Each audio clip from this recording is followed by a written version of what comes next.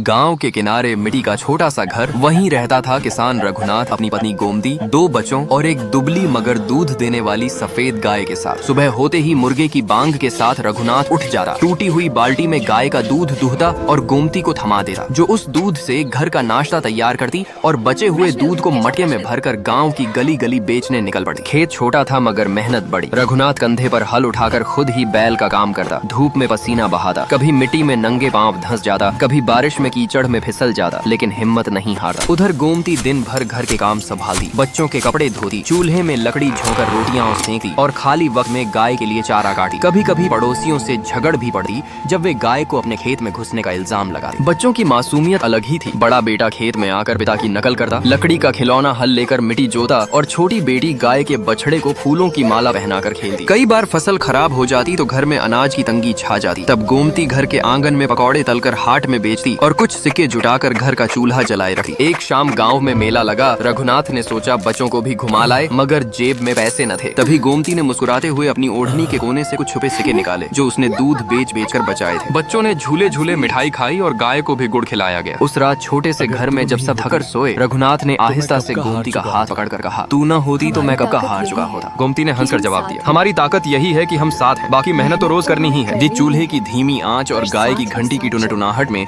वह रात इतनी सुकून भरी लगी कि गरीबी भी मानो पीछे हट गई।